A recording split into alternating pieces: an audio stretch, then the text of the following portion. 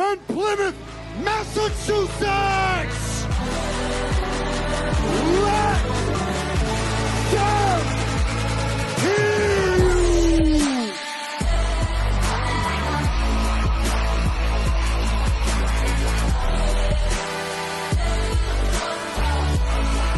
Let's go!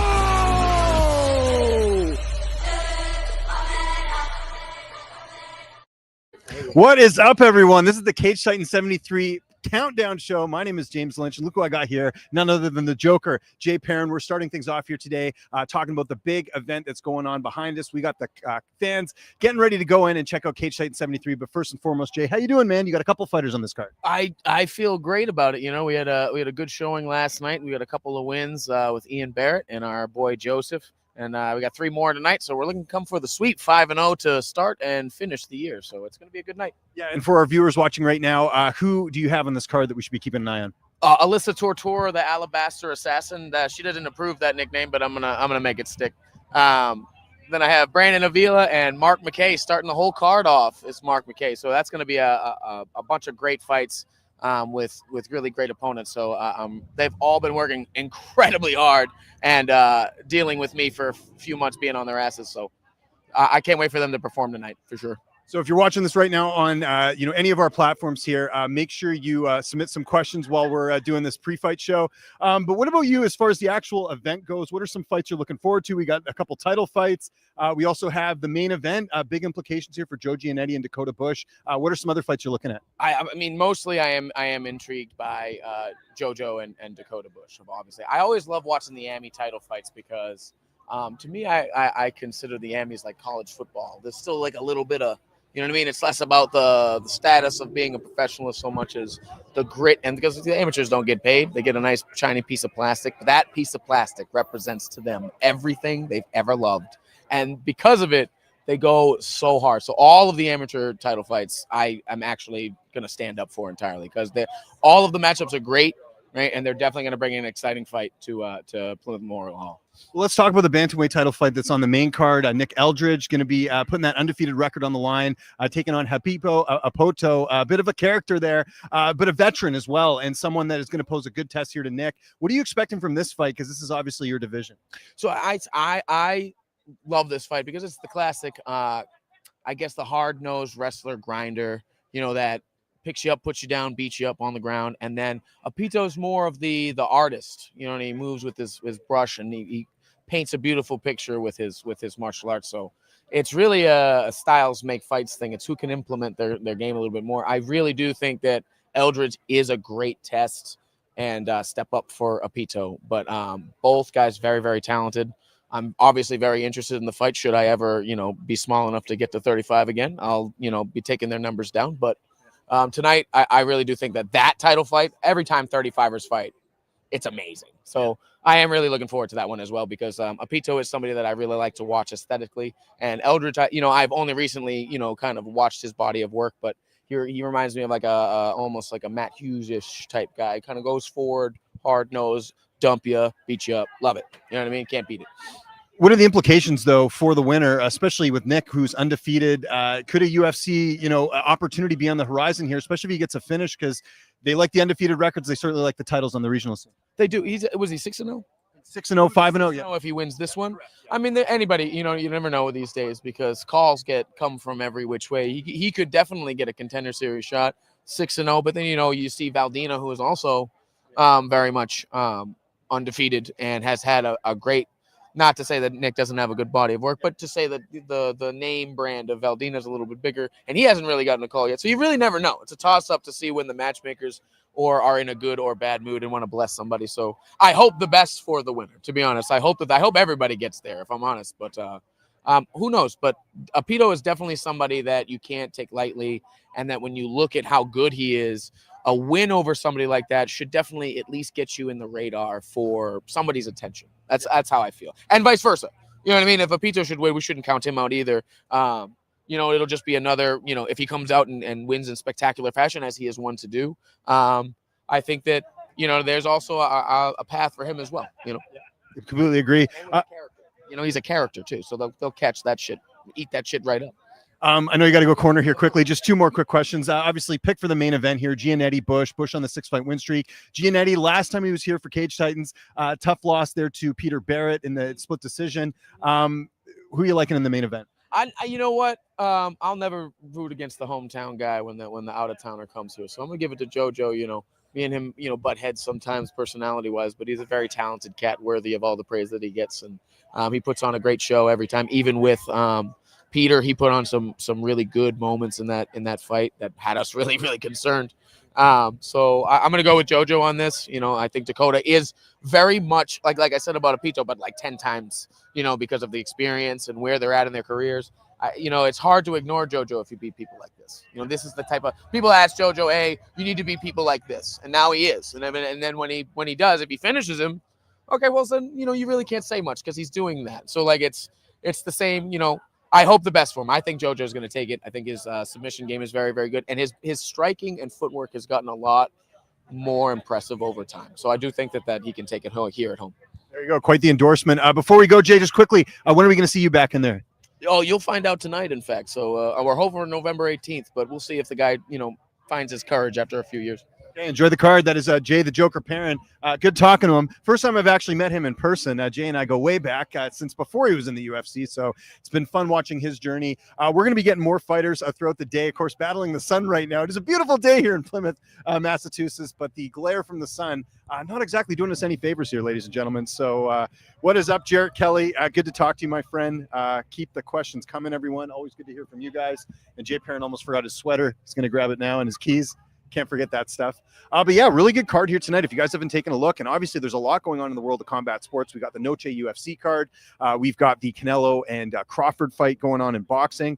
Having a look quickly at the card here. As I'm taking a quick look, I mentioned the main event, big implications for the winner, potentially a risk or a run back to the UFC here between Dakota Bush and Joe Giannetti, the winner of that one. I mentioned the bantamweight title fight, Jacobo Apito going to be taking on Nick Eldridge. Eldridge undefeated at 5-0 and looking to get one step closer to a UFC contract.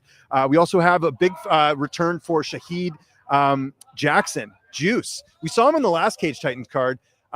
Really big implications for him. He's also undefeated, taking on Tom Santos. Santos, a veteran who's been in there with some of the best. And, Santos looking to get back on the winning track, but you cannot take Tom Santos lightly. A lot of experience. I'm looking at the record here.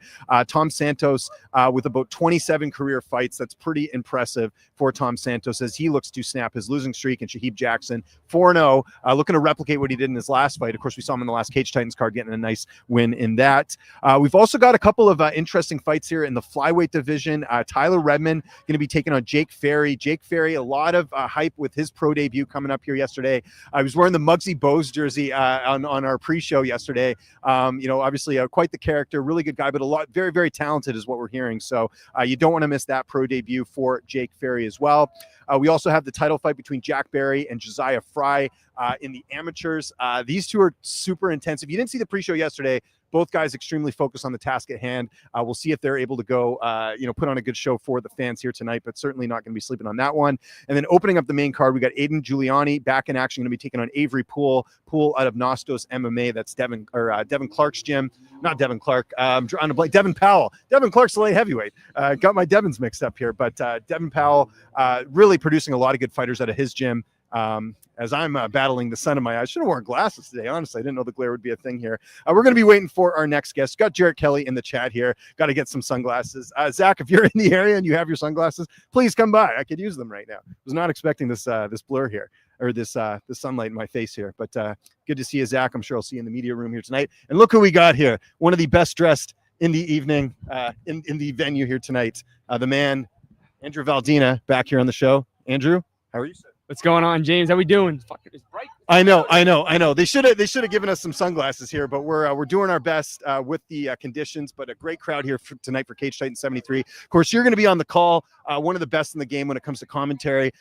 Just first and foremost, how excited are you for this card? Like this main event, man. This is one of the best they've had in a long time, and maybe one of the best fights outside the UFC right now. No, I absolutely agree, man. Joe Giannetti, Dakota Bush. That's a legitimate, UFC level fight that you can find in any undercard and UFC card whatsoever. So I'm pumped for that one. Very interesting styles clashing up too, especially with like their Gianetti's submission game and Dakota's aggression with his takedowns and stuff like that. I'm really looking forward to seeing how they clash and how they pace it too with just a 3-round fight in that main event. So I'm looking forward to that. And outside of that one, it's so many amateur fights, which is always exciting because there's so many young guns that are coming up that you're going to see later on in years to come with hitting the pro ranks. But my teammate, Drew Arpin, I put in so much work in with, man, the Mutt. His last fight, he came back with a bulldog choke and put him away. Honestly, submission of the year category. So I'm looking forward to him getting the job done as well. And it's going to be a good night. Let's start with the main event a little bit because there are a lot of implications, but also interesting how this all got put together. So my understanding was this was a fight that was in the works for a while. Joe obviously opening up his gym, needed some more time to kind of figure things out. With Dakota, he's been beating everyone in his region. Dakota does train an American top team in Florida, but was fighting back home in Missouri, getting a lot of wins there, but wanted to step up in competition. So he's coming as the enemy into enemy territory, so to speak. And for Joe, it's about kind of righting that wrong end of the last fight against Peter Barry here for Cage Titans, probably wanting some redemption here. So just from that perspective, just how massive is this fight? It's huge, man. It's huge. And if there's any organization in a regional scene that can do it, it's Cage Titans to hold that super fight right there. Like you said, Joe Gianetti's looking for redemption. He has a little bit of a sour taste left in his mouth from Cage Titans. He's gone and done bigger things. He's gone into LFA with Fight Pass, stuff like that, got the job done with spectacular fashion. But coming to Cage Titans is his home, what he likes to call it, man. I'm sure he's really looking for some vengeance and redemption to get the job done. And against the top guy like Dakota Bush, like you said, he comes out of American top team. He trains with all these studs. Dustin Poirier seems like he's one of his main trainer partners. Grant Dawson, stuff like that. So yeah, they're just so high caliber, and I'm just in for a treat to be able to be front row and commentate in the action. And it's a true privilege for me. Yeah, and also UFC lightweight Francis Marshall and Mike Brown in the corner of Dakota Bush. So that's going to be quite the asset there for Dakota Bush. The bantamweight fight, really interested in this one. I said it yesterday when we were doing the pre-thing. Pito and Eldridge, two kind of different personalities, right? We've got Eldridge, who's like pretty much, all business, very focused, quiet, sort of the quiet storm type. And then you've got a Pito who's a bit of a showman, but very experienced and a good test here for Nick Eldridge. What are your thoughts on this fight? Yeah, someone said it yesterday pretty best. I don't know if it was you or Mike Polvere, but they said one's all show, one's all business, right? And they definitely live up to those titles. Pito is very dangerous when it comes to like niche categories. Like he's got a pretty good submission game off his back and on top and stuff like that, and is crafty on the feet, very quick. And Eldridge is just like honestly the complete opposite. He's not much of a showy type of guy in his style, but he's a grinder. He's gonna make you tired, and he's gonna usually outlast his opponents, especially with a 5-round fight like they have for the interim bantamweight championship. So I'm looking forward to that one as well, especially with some news I'm dropping today. I'm not going to spill it right now, but, whatever happens with that news, who knows what's to come, afterwards. But I'm definitely keeping my eyes on that fight as well. Yeah, for sure. And then we got the amateur title fight as well. Josiah Fry against Jack Effin Barry. Two guys pretty damn intense. Like if you watch both their pre-fight, talks with me yesterday, a lot of business there. This looks like a fight of the night. What do you think of that fight? Man, that is very interesting as well, because that is a 5-round fight again. And I don't know if Jack Barry has really gone the distance in his fights because he has such explosive style with heavy hands. You've seen in some of his showings where he just put people out with these hands he's got, and doesn't need to go all 3 or all 5.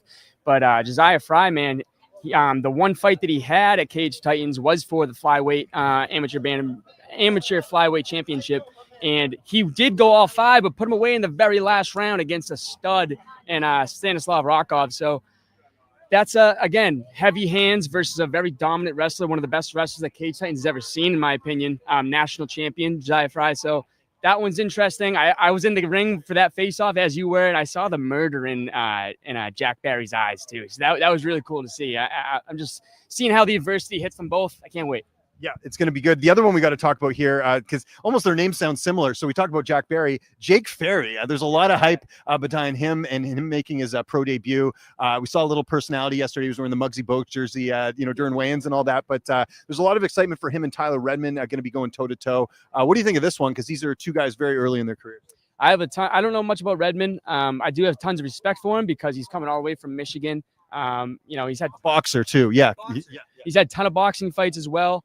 Maybe they didn't all go his way, but he is always like eager to throw himself into the fire and get all the experience he can. And as he's making his professional debut against a stud like Jake Ferry, that just shows the character he's got, where he doesn't back down from a challenge and he's looking to show people who he is, as he said yesterday in his post-weigh-in interview. Jake Ferry, another guy I have a ton of respect for. He comes from a D1, very elite collegiate background, wrestling background. He really went far in his collegiate career, going into nationals and stuff like that. But with a wrestler like that, you usually see them just kind of drag people out, go the full distance, stuff like that. This guy says, screw the wrestling. I'm just going to throw some bombs. And that's what Jake Ferry does. I've seen a ton of this kid's fights already in the amateur ranks, and he puts people out with these explosive shots he's got. So that one's fireworks. I don't think it's going to go too long either way, because, a boxer like Redmond and a heavy-handed style like Jake Ferry, that one's getting done early, in my opinion.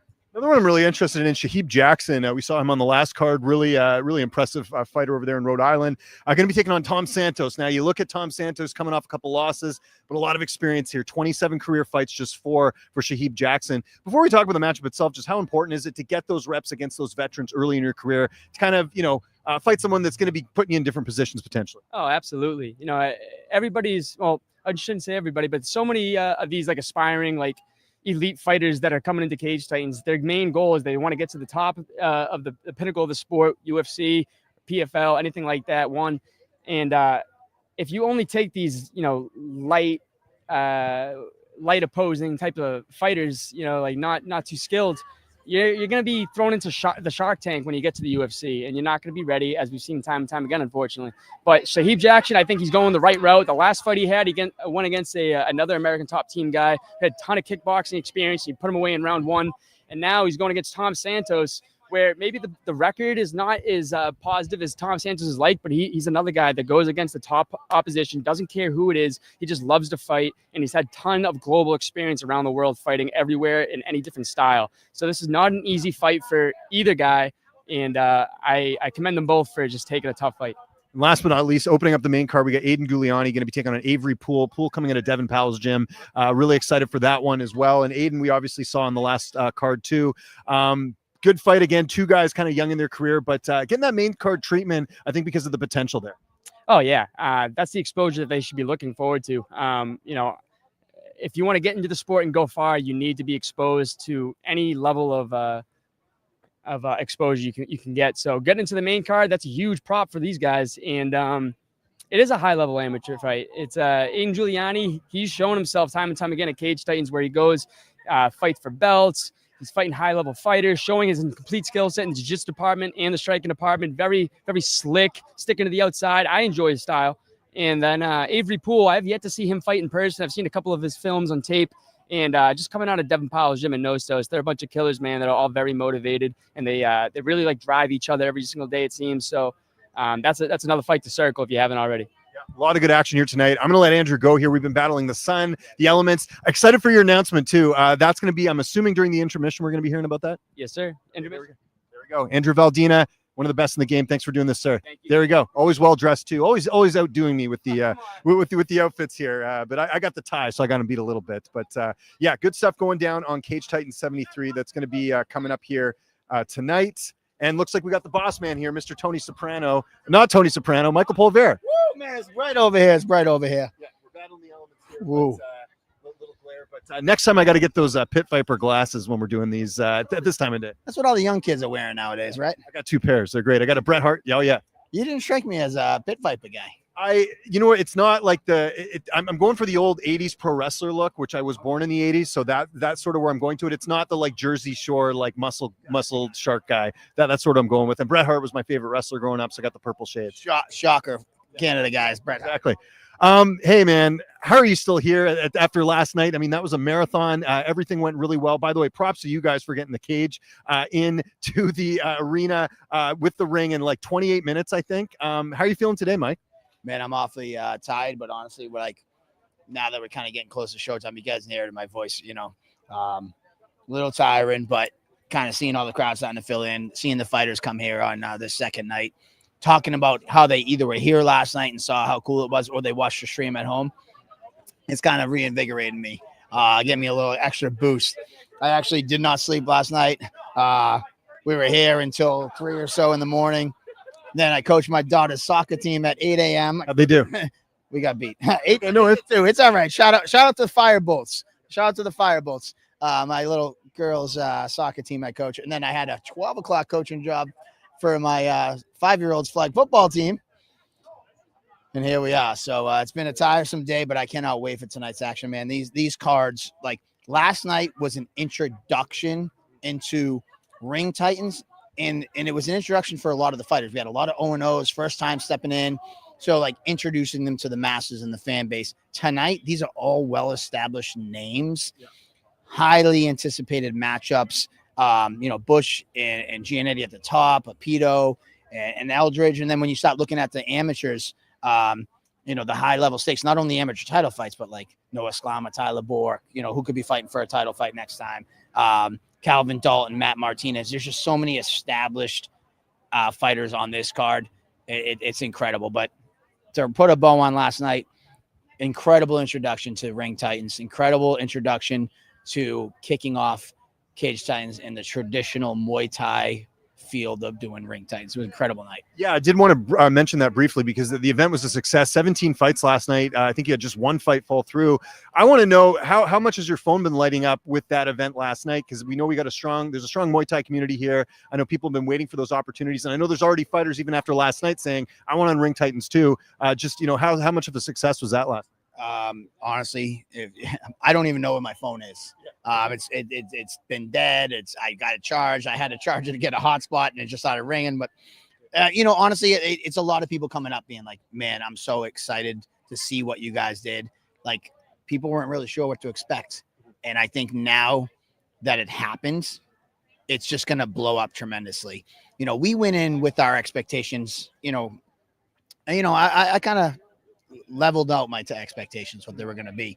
And I got to tell you, they just well exceeded. And if that was our first event and we're already hitting the level that we did last night, like we all know Cage Titans today, 15 years down the line, from when we first started, 70 something events, well-oiled machine. Last night was the first time we did that. And it felt like we were doing something for 5-10 years. And so that was incredible. So if that was Ring Titans 1, what's going to happen in Ring Titans 2? And from here on out, we hit the ground running, shattered expectations. Is that going to be a standalone event next time, or do you want to do the back-to-back shows? That's a great question. So a lot of people ask me that same question. So it's funny because doing them side by side, it kind of helped me in some regard, because when I reached out to all the schools, it was one day of emailing and responding to 100 different coaches and just being, give me your name. And then I had this database of 150 names, and it's like, all right, now I'm just going to sit down and match. So it was a lot of work, but like it was the same work at the same time, if that makes sense. If we do them separately, and we've done that separately where we've gone to doing shows every month, it's like, all right, I'm trying to be in matchmaker mode. But then, like, I'm also have a show coming up in 2 weeks, so I'm 2 weeks out from a show mode. Like, this was just an extremely robust one show for me, and I kind of liked it from that standpoint. I don't know, man. To be determined. We'll find out. You know me. I'm Yes, long-winded and everything. I'm like, oh, I love it. No, I love it. No, we're definitely excited for Ring Titans too. Okay, so Cage Titans 73. We talked about some of the stuff going on the card tonight. A couple of the title fights. Maybe let's start with that. Let's start with the bantamweight title fight, actually, because I'm interested in that one. Eldridge and Apito. Fun one, just in terms of, you got an undefeated guy against a guy with a little bit more experience. What are your thoughts on that fight? Listen, man, this fight's going to be incredible. I mean, they all fought on the same card, and Eldridge had an incredible performance and extended his undefeated streak. He went back up to his hometown of Maine and competed and defended his title up there. And he's just had an incredible run. This guy's been fighting for 2 years, and he's racked up multiple titles, undefeated amateur and pro. The kid's incredible, a monumental run. That same night, if it wasn't for Jacobo Apito, the talk of the town would have been Nick Eldridge. But Jacobo Apito comes with that viral knockout, elbows, incredible performance. We weren't sure who was going to fight Valdina next. So they all fought on the same card. It was like, it could have been Apito, it could have been Eldridge. Now the fact that these guys are going to get a chance to fight for that title, I couldn't be more happy. I think that the fans are in for a treat, and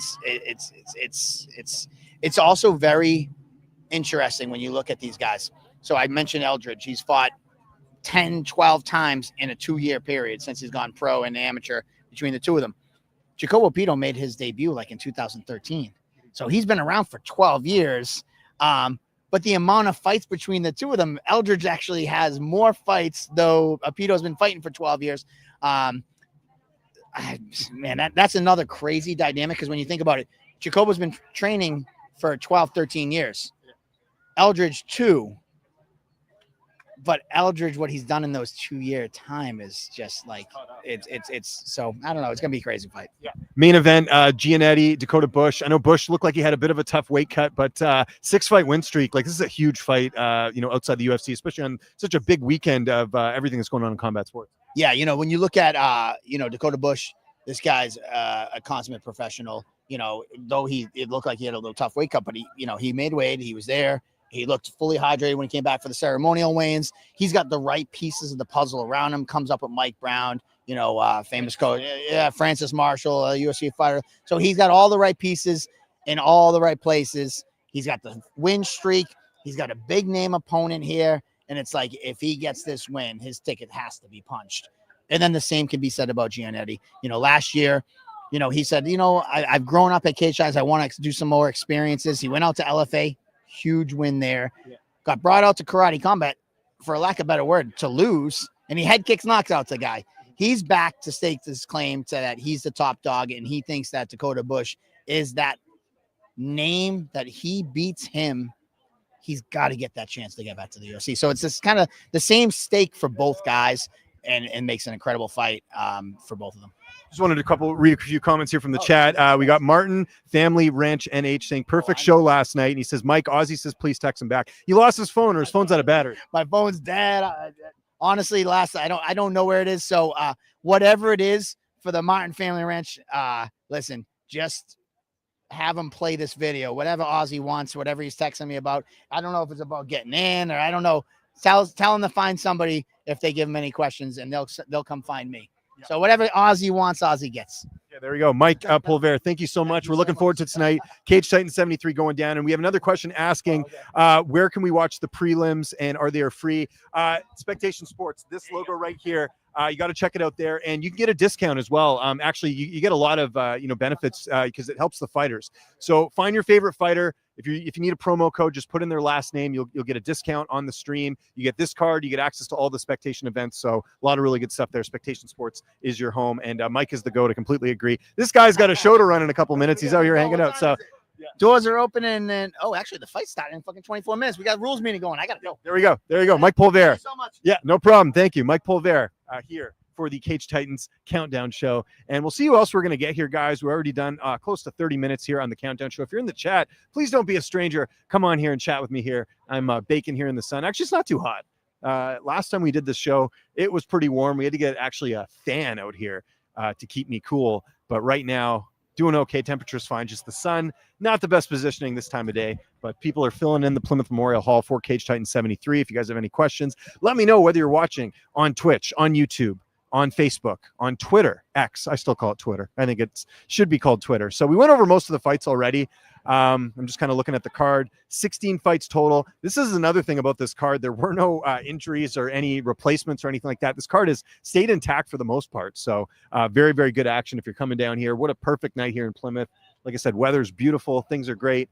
And just waiting to see who we're going to be getting here next. We'll stay on here for a little bit longer.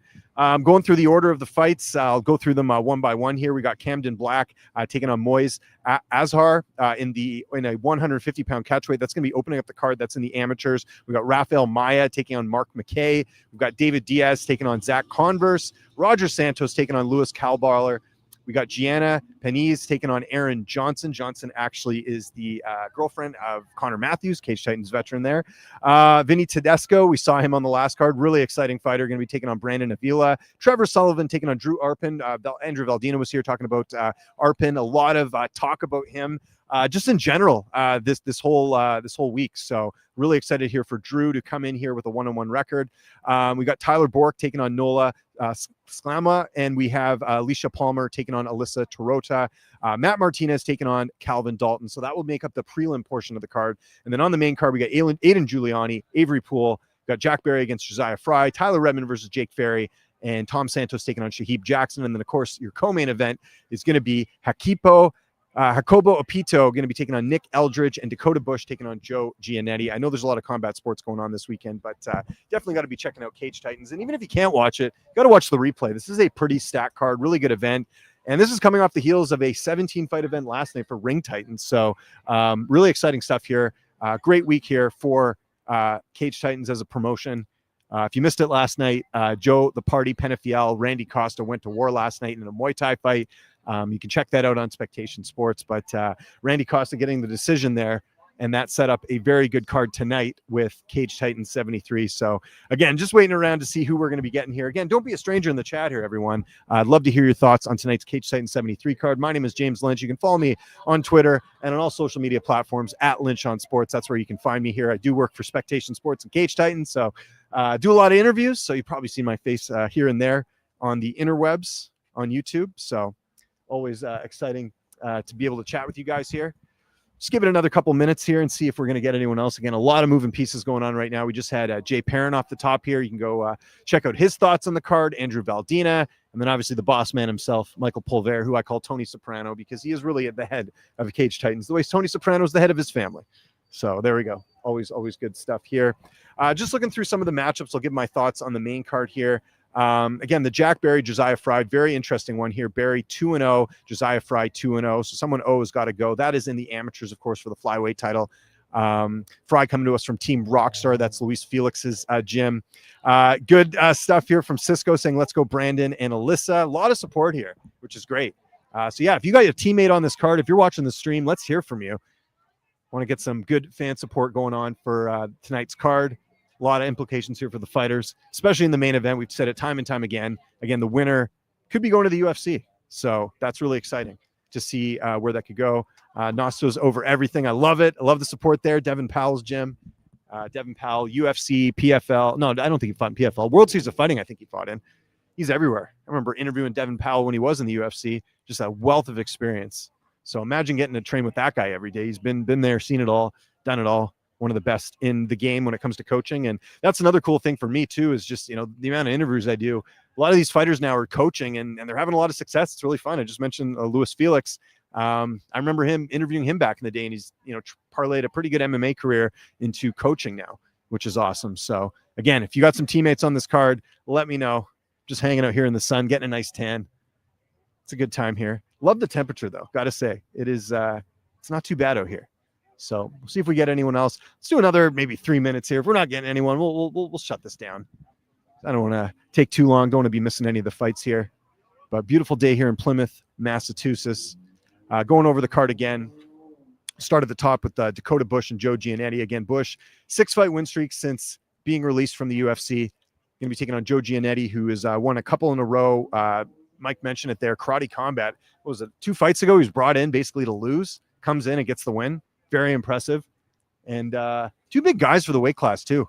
It's actually surprised how big Giannetti and Dakota Bush are. So that's going to be a great main event. And then, again, the bantamweight title fight in the main event, Apito 4-2, taking on Nick Eldridge, who is 5-0, which is interesting because, yeah, you mentioned it there. Apito, 13 years of training, competing, and he's got the same amount of fights. Well, just one more fight than Nick Eldridge, who's 5-0. Nick, again, very kind of strong, silent type guy, but an absolute killer in the cage as far as what he's been able to accomplish here. And then we've got Tom Santos coming in here, 27-fight veteran. My goodness, ton of experience, bringing to Shahib Jackson. So the pressure's on Jackson here. He's got to perform. He did very well in his last fight here for Cage Titans. Looking to replicate that success against a more savvy veteran here. And we'll see if he gets this win. We might be starting to talk about titles here for Cage Titans. It's 4-0. Would not be surprised if we see a Shahib Jackson big fight after this. It's sort of the catalyst is you got to fight, maybe an experienced opponent and then see, if you pass that test, then you sort of get the big fights here. The last fight, by the way, Pulver mentioning, I think it was Pulver. No, it was Valdina was mentioning his last opponent. He's actually from Team Alpha Male. Vadim. We'll just call him Vadim. The last name's a little hard to pronounce, but that was on the last Cage Titans card. Shahib finishing him in the first round. He actually trains at a Team Alpha Male. So again, he's fought a good prospect already. But just his second winning opponent. So that'll be interesting here with the matchup here. Because Shahib, that's one thing. Competition, it's been a little tough to get some good opposition for him. But tonight he's fighting a good veteran. But after this, definitely a step up. But we'll see how that one goes. And I think this is probably a good time to wrap everything up, everyone. So again, we've done about 35 minutes here on the show. We've already talked to Jay Perrin, Andrew Valdina, Mike Pulver. My name is James Lynch. So here's what I want you guys to do. Go over to Spectation Sports, sign up. That's how you're going to be able to watch Cage Titan 73. And if you want to get a promo code to get a discount, because the money does get kicked back to the fighters, find your favorite fighter, go to their Instagram page, find the promo code. It's usually their last name. If you do that, the fighters get a kickback to that. You get a discount. It's worth it for everyone. In Spectation Sports, a ton of regional events, including Cage Titans, that you'll have access to, which is great. Someone want to prop up the stream and stream the first fight? Go to Spectation Sports, my friend. It's right here, spectationsports.com. That is going to be your home. No fake links, none of that stuff. That's not where you're going to be able to watch this. You want to go to spectationsports.com. And again, if you go to one of your fighters' Instagram pages, you'll see that promo code. You're going to get a discount to go check out the event here tonight. And it helps the fighters. And I know a lot of you out there want to support the fighters. That's an easy way to do it. Go to Spectation Sports, find their promo code, sign up for the event. And keep an eye on the Cage Titans YouTube channel. I'll be doing post-fight interviews the entire night. So as soon as the fighters are done, they come to the back. We'll get some post-fight interviews, and we're doing those live on the channel. So right when they're talking, you will see the feed live, and you guys can check it out there. So that's it for me. My name is James Lynch. Thanks so much for tuning into the Cage Titans 73 pre-show. Again, check us out on the Cage Titans YouTube channel for post-fight coverage, but go to Spectation Sports to watch today's event and check it out. Thanks so much for watching, and I'll see you guys next time. Appreciate you guys tuning in.